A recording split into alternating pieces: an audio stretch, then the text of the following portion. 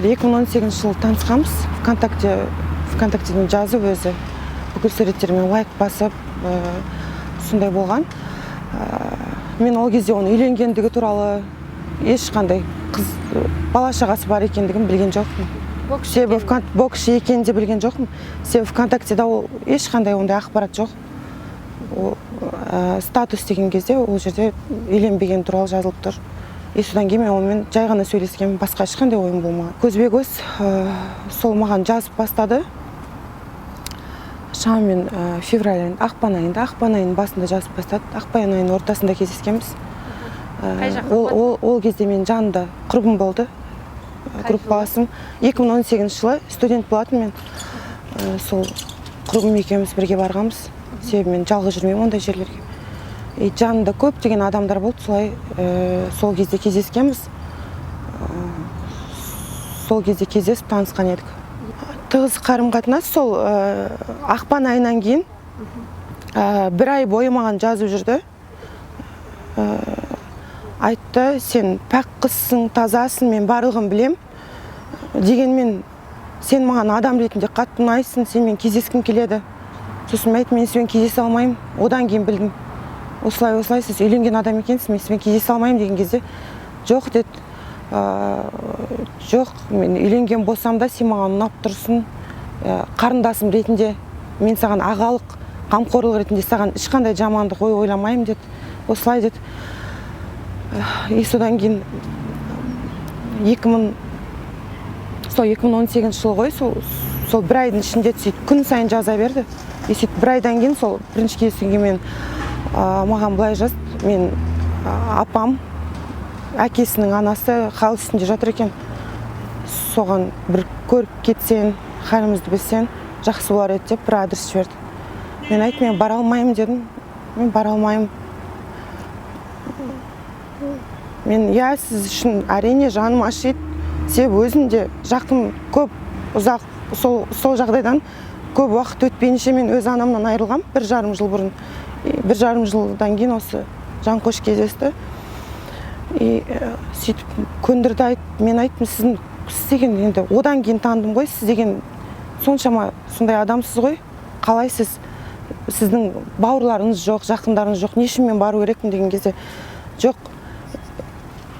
Дәл өзінің келгенді қалаймын, сенен басқа ешкім керек емес.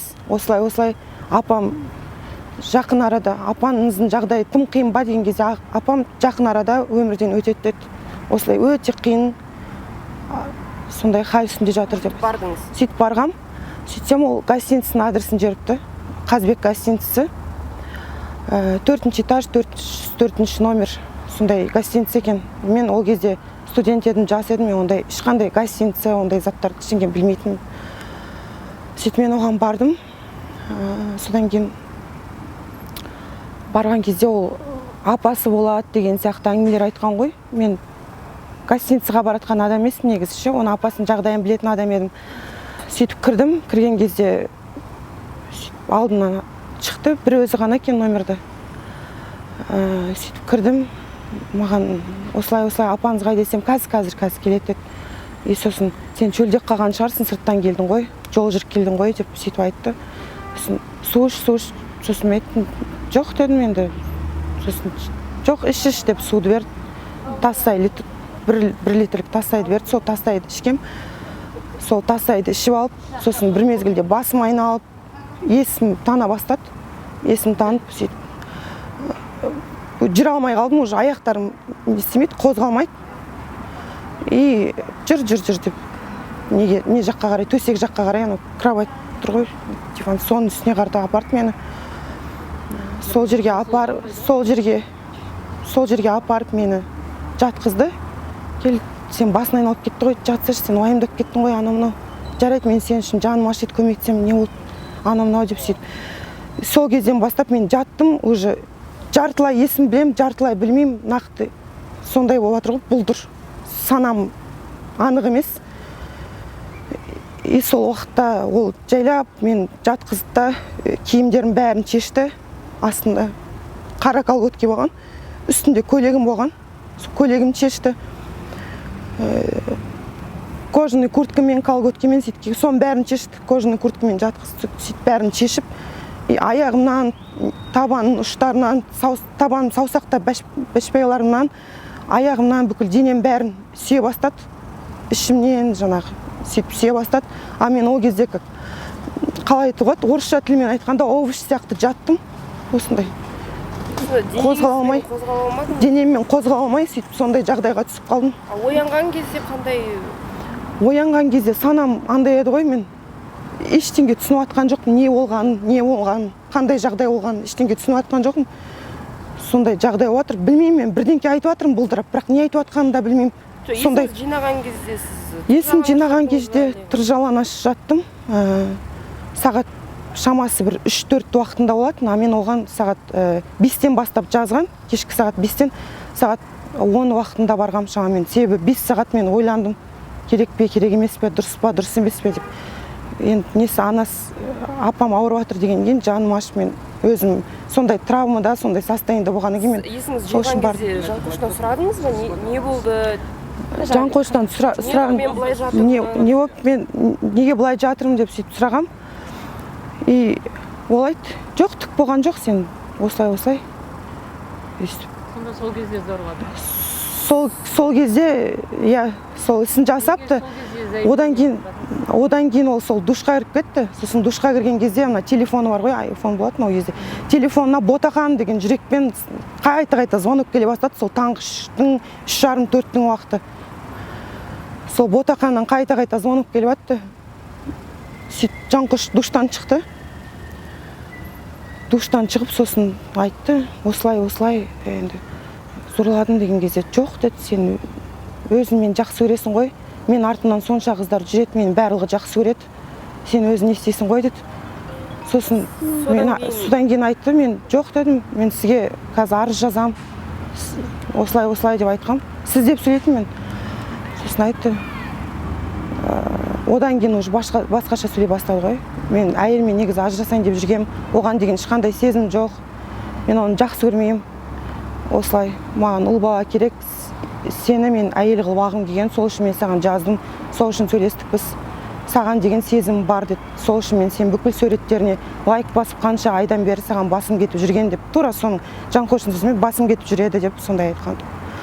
И солай, сол сөздерінен кейін енді әйелінің хабарласқанын, сенім болды. Одан кейін жазып жүрген кезде сенің әйелің бар ғой деп айттыңыз ба оған? Әйелім бар ғой деген соның бәрін айттым, сообщениялар бар. Әйелім бар ғой айттым, қалай осылай сіздің ар-намысыңыз осындай затқа барды, сіз намаз оқисыз ғой дедім, сіз Меккеге барып жүрсіз, қызыңыз бар, әйеліңіз бар адамсыз ғой, не үшін маған олай істедіңіз десем, мен сені жақсы көрдім, саған басым кетті дейді, әлі де ұнатам, сезім сөнбейді саған деп, үйленгім келеді деп. 18 жылдан кейін осы алдың күні болып тұр ма жағдай, әлде? Оған дейін де қанша уақыттан бері ол менің артымнан андуылдап, осылай Ақтауға кетсем, Ақтауға кетіп қалғам, осы Алматыдағы жағдайдың бәрін ұмытайыншы, жаңа өмір бастайыншы деп Ақтауға кеткем, сол жақта жүрсем де артымнан іздеп келеді. Қай жаққа Астанаға кетсем, Астанаға барады. Қай жақта жүрсем де менің артымнан іздеп келіп жүрді. Бірақ не үшін екен, солай 6 жыл бойы менің бүкіл жастығымды, өмірімді, қыздығымды, барлығын, пәктігімді бәрін құртып, осындай жағдайға жеткізді. 18 жылдан бері, онан кейін сіз заявление жазбадыңыз. Қараңыз, қазір сұрақ қойыңызшы, Анару. Сіз заявление жазған жоқсыз, 2018 жылы зорланды. Кешірдіңіз, о кісі, сендіңіз, жарайды дедіңіз, енді атағы бар боксшы деп атағын неған шығарсыз. Бірақ 18 жылдан кейін орталарыңызда төсектес қатынас болды ма, әлде сіз? Төсекте қатынас сол әрдайым мен артымнан қайғалаға мен айтып отырмын ғой сізге. Депрессия жағдайы болды, содан кейін осы қыздығымды алғаннан кейін мен 20 күн бойы кіндік шешемнің үйінде тұратын боламын. Кіндік шешемнен сұрасаңыздар, ол өзі де айтып бере алады. 20 күн бойы төсек тартып үйден шықпай, 20 күн бойы үйде жатып қалған едім. Бір апта бойы төсек тартып қалдым, 20 күн бойы үйден шықпай қойдым, себебі мен өз-өзімді кінәладым. Мен не істеп қойдым? Не үшін бардым ол жерге? Осылай не үшін істедім деп ше, өзім жасаған сол қадамым үшін қанша рет не істедім? Жаңа өкіндім. 18 жылдан 24 жылға дейін қанша рет төсек қатынасы болды? Біраз болды ма әлде? Саусақпен санарлық па? біраз болды. Біраз Негізі, болды. иә. Сіз өзіңіз оған келістіңіз. Өзім келіспедім. Ол әрдайым мен артынан іздеп аңдып сондай. Жоқ, солай жасап төсекке сіз онан кейінгілерін өзіңіз келістіңіз ғой енді, жақсы көрдіңіз. Біріншісінен кейін, иә, орта Иә, жағында ол любовница себебі маған болдыңыз айтты ғой. ғой. Иә, мен саған үйленемін, мен сені жақсы көремін, осылай деп сондай айтқаннан кейін мен Ал енді соңғы рет қалай болды? сол Соңғы рет неге заявление жаздыңыз? Не түрткі болды? соңғы рет заявление жазуыма ол тағы да мен Алматыда екенін білген. Мен жаңа таныс құрбыларымнан ба кімнен екенін білмеймін. Сөйтіп маған жаңа сәлем қалайсың, мен сені сағындым, осылай деп хабарлама жазып, хабарласып, мен сені көргім келіп тұр деп адресін сұрады. Сосын мен айттым, мен сізбен көрісе алмаймын дедім. Сіз үйленгенсіз, осылай деп жағдайды айттым. Сосын ол маған айтты, мен әйелмен ажырасқым келіп жатыр, біздің ара қатынасымыз өте нашар деп. 3 қыз туды, 1 ұл туа алмады. Сенің ұл туып бергенді қалаймын, сендей адамнан, сендей ұрпақтан балалы болғанды қалаймын деп сөйтіп айтты. Одан кейін енді мен оны бәрібір сол оқиғадан кейін сезім оянды, енді сондай болды ғой жағдай. Содан кейін мен жарайды деп оған мекен жайымды жібердім. Ол келді. Қай күні? 12-сі күні түнде келген. Сол түнгі сағат 12 август, иә? 12 август, иә. 12 августта келген. Сөйтіп мен олған жаңағы өзімнің сезімдерімді, ішімдегі жан дүниеге болып жатқан заттарды, жанымның қиналып жатқандығын, анам туралы, мен анамның сөзін сондай, анамның қандай адам екенін өлең бар бір. Осыдан мен анам ақын болатын, Бақытқызы Ақмаржан Таубаева. Мүшәйрасы болатын осыдан 1 жыл бұрын ақындар жыр мүшәйрасы болған. Сол кезде бірнеше облыс бойынша, республика бойынша аттар шыққан бірнеше, иә, бірнеше жаңағыдай. Сол адамдар не істеген, сол өлеңді оқып мен, сол анам шығарған менің атынан аспанға хат, Анарудың монологы деп. Сол өлеңді шығарған, енді сол заттарды мен көрсеттім, мен өзім шынайы жүрегімде болып жатқан затты айттым. Мен өмірімді құрттың ғой дедім. Енді 7 жылдай уақыт болды ғой мен осылай жүргеніме. Мен қанша адамдар сөз айтқан, қанша адам үйленгісі келді, бәріне мен өзім өтірік айта алмайтын адаммын дедім. Сондай болғаннан кейін мен ешбір адамға үйтіп тұрмысқа шығып, олай жасағым келмеді деп айтам. Себебі сен мен айттым, сен мен жан жүрегіме өте қатты дақ салдың. Осындай деген кезде больница жаттым. Содан кейін басталып кетті. Ол келе салысымен жабысып уже үстін бәрін шешіп, мен денемді шешіндірмекші болды. Денем шешіндірмекші болды. Мен айттым, Жанқош, біз сөйлесуге келдік, мына жерде әңгіме болу керек дедім. Не үшін сен маған тап салып жабысып жатсың дедім. Мен әңгіме жағдайды айтқым келіп жатыр. Мен өмірден өткен киімді қарсыластым, иә. Қарсыластым мына жерде нелер қалған ғой. Сол қарсыласып бәрін естедім. Сонымен бірақ ол өз дегенде тұрып, сол жыныстық қатынасқа түсіп жаңағыдай мені. Ол қалай болды, сізді күшпен ұстады ма? Күшпен ұстап жаңағыдай кәдімгідей қысып тұрып, қылқындырып, мойымнан ұстап тұрып, шашымыздан тартып. Тамыздың 12-сі сол, иә? Тамыздың 12-сі сол басталған. Ал бәрі болғаннан кейін ол кісі бұрылып қайтып кетті ма әлде? Жоқ, бұрылып қайтқысы келген жоқ, ол отырды. 19-ы жаздыңыз заявление? Иә, мен біраз күн ойландым, себебі ол маған айтып кеткен. Мен сені жақсы көремін, мен ажырасамын деп тағы да сендірген. Ол мені әрі қарата жаңағыдай сөздерін тыңдамай, басқа жерлерден жаңағыдай қалай айтсам екен. Жаңағы сізді зорлап болды ғой. Содан кейін сіз не істедіңіз? Бір айғайладыңыз ба, болмаса сізді айғалағам, зорлап жатқан үйдің ішінде айғалағам, иә. Айғалап тиіспе деп маған сөйтіп не істегем. Тамыздың 19-ы заявление жазылды, иә? Тамыздың 19 күні жазылды, полицияны шақырдым, жаздым. Оған деме төсек тартып, депрессия болып жатып қалғам. Ол күні басталды ма сізді 19 күні? Ол кезде Жанқош болмады үйде, иә? Жоқ, Жанқош болмаған, сол 13 ғой, 13. 7 күн өтіп, бір жарым күн 19-ы күні полиция жазған. шақырдыңыз, Себебі түсініксіз отыр әңгіме. Сосын бүйтейікші. Иә, Бәрін басын жинақтап айтыңызшы, соңғы оқиғаға қатысты. Иә, Иә, 7 жыл бойы бір араңыз апта болған түсіндік. бір апта, иә. 6 күннен кейін ғой, 6 күннен кейін. Иә. Енді осы соңғы әңгімені айтыңызшы, именно заявление қазір түсіріп тұр ғой, по факту Иә. қазір тергеу басталып 16, жатыр. иә, сол бойынша. 19 Енді күн. соның басын айтыңыз, 12-сі күні осылай келген Жанқош мысалы, бас салды, үсті бүйтті, и мен кейін жатқан соң 19 күн. Солай емес пе, дело бойынша шын оқиға солай болды. Сіз кейін 19 күн жазып тұрса, кейін шешімге келдіңіз сондай заявление жазуға. Полиция шақырдыңыз, заявление жаздық, енді қазір соның үстінен заявление Шешімге түсірдім деп келу себебім мен оған дейін де сондай шешім туралы мен оған қанша рет айттым. Ол маған қанша рет мен әйелмен ажырасам, бір жолы үзем деп жаздыңыз ғой, иә? Болды. бір жол іздем болды барлығы бітті дедім. айтайыншы, Осылай бағана 12 тамыздан бастап сол күні басталды. Иә, 12-сі, 13-ші. И ол кеткісі келген жоқ, мен қасында болды. И мен өте қатты андай көңіл-күйім түсті. Бірақ мен оны енді жамандыққа қимаймын ғой. Сонша жылдан бері енді араласып келген адам, сонша менің өмірімнің барлығының мәні, бүкіл мағынасы сол адаммен өтті. Өтіп келе жатыр бүгінге дейін. Ең басында танысқан кезде ұнатқан, онда ешқандай сезім болмаған менде. Одан кейін 7 күн өткеннен кейін неліктен арыз жазуға бел будыңыз? 6 күн өткеннен кейін ғой, сол 13 күні кеткен, 12-сі келген, 13 кеткен, 1,5 күн болды ғой шамамен. Не үшін арыз жазуға себеп болды, себебі мен шаршадым. Осылай өмір бойы 7 жылдан бері өмірім өтіп жатыр. Осылай қыздығымды алғандық туралы осылай қиянат жасаған, анама берген сертім туралы барлығы есіме түседі әрдайым, күн сайын есімде. Сол уақытта қатты эмоционалдық сондай күйде болдым. Енді өздеріңіз түсінесіздер мен. Сөйтіп кімнің атынан үстінен жаздыңыз арызды? Қай рубада? Ауызовскийда тұратынмын, Ауызовский районында сол жерде тұратынмын біраз уақыт. Жанқоштың әйелі біле ма? Осы 6,5 жыл бойы сіздің енді қарым-қатынас болғандарыңыз арасында. Жанқоштың әйелі барлығын білмеген, бірақ жартылай білген ғой бұл жағдай туралы негізі. Сізге звондады ма?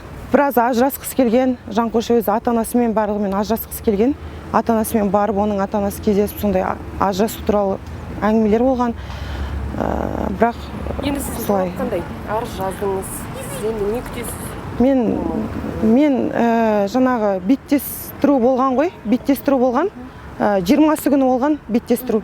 Сол беттестіру кезінде ол маған айтты, Алла разылығы үшін кешірші, мен сені жақсы көрдім, жақсы көрем, ұнаттым, саған деген сезім бар. Мен сені ешқашан тастамаймын, мәңгілікке бірге боламыз, осылай. Мен саған істеген істерім үшін барлығына жауап берем. Сенің психологиялық, бүкіл медициналық жағдайына бәріне мен көмек берем. Осылай, одан кейін 2 миллион теңге мен саған ақша жіберейін деді. Сосын мен айттым, маған ешқандай ақшада ештеңе керек емес дедім. Ештеңе керек емес маған дедім. Мен психологиялық жағдайым бәрі де дұрыс дедім. Детский травма ештеңе жоқ дедім. Ең травма сол салған сіз. Анаммен осы анамның өмірден өткендігі және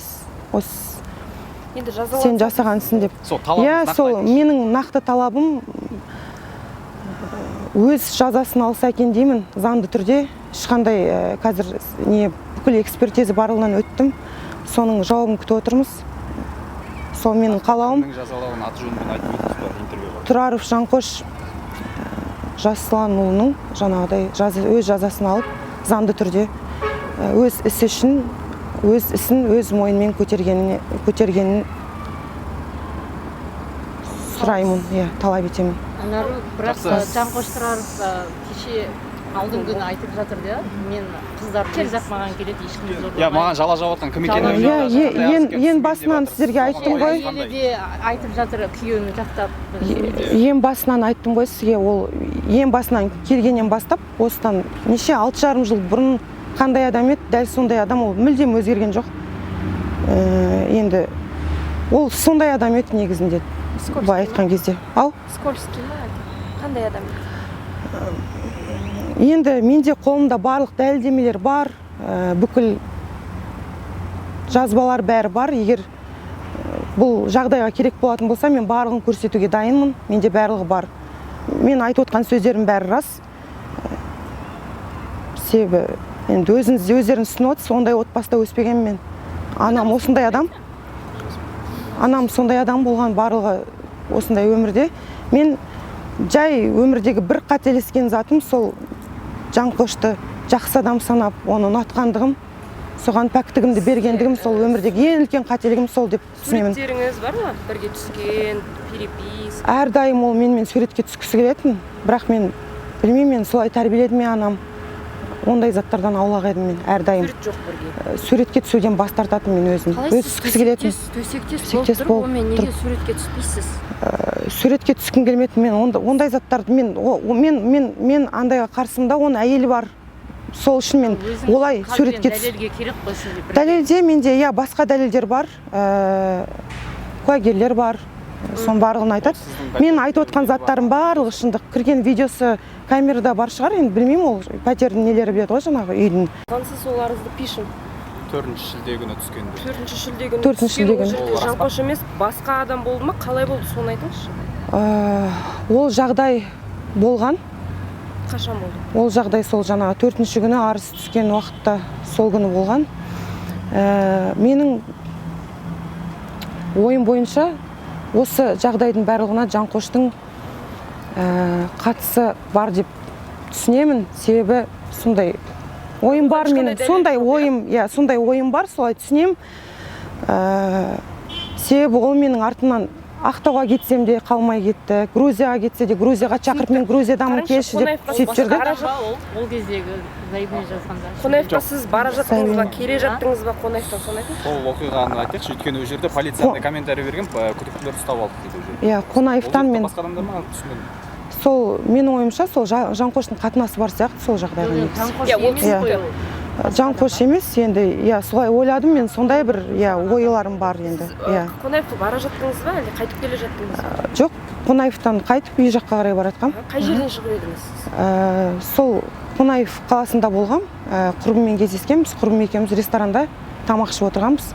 Содан кейін мен жоқ, мен ішімдік көп жалпы ондай ішпеймін, ішімдікке ондай жоқпын. Сол күні бір коктейль ғана ішкем. Коктейль, пина колада деген коктейль ғана бір стакан ішкем. Бірақ ешқандай есімнен танған жоқ, масайған жоқ. Жай ғана үйіме кетіп баратқан адам едім ғой. Көлікті сіз жолдың бойында тұрып тоқтаттыңыз? Жолдың бойында тоқтаттым, себебі телефоным өшіп қалған еді ғой. Сол үшін жолдың бойына тоқтаттым. Отырдыңыз ол жерде бір ғана жүргізуші? Подругам айтты, кетпе, қал, қайыққа баратсың деді. Мен айттым, мен үйге барғым келіп жатырмын дедім. Түн ба? Сол түнгі уақыт. Енді ары қарта түнгі уақыт дегенде сол ресторанға барғам ғой. Құрбыммен отырғам ресторанда. Енді ары қарта бұл жағдай туралы мен комментарий бергім келмейді. Себебі өзіңіз түсініп отырсыз, мен шаршадым. Уже өзім сондай состояниедағы адаммын, депрессивный. Осындай жағдайдан. Андай ғой енді, негізі ол рас нәрсе болған ба, әлде Жанқоштың бір нелер ұйымдастырған, көрінгенге заявление жаза беретін адам көрсету бір сондай мақсатында мені солай жері отыр деп ойлаймын сол адамдарды. Сондай ойым бар, менің күдігім бар сондай. Оқиға болған Қонаевтағы?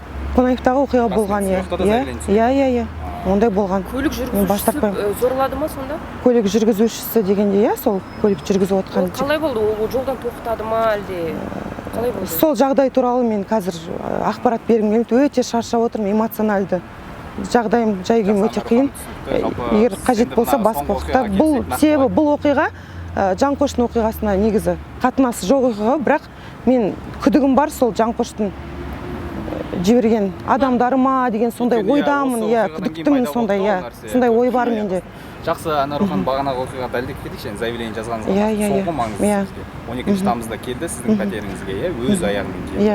Сіз оны шақырған жоқсыз? Жоқ, мен оны шақырған жоқпын. Өзі звондады, сообщение. Жоқ, енді біз сөйлесейік дедік қой. Ол маған үйленейік деп жүрді. Ол менен сұрады. Мен оған, әңгіменің басын ашып алу үшін ғана мекен-жайын жібердім әрине. Әңгіменің бас жайын мәнін білу үшін ғана мен оған шақырғам. Шақырдыңыз. Басқа жоқ.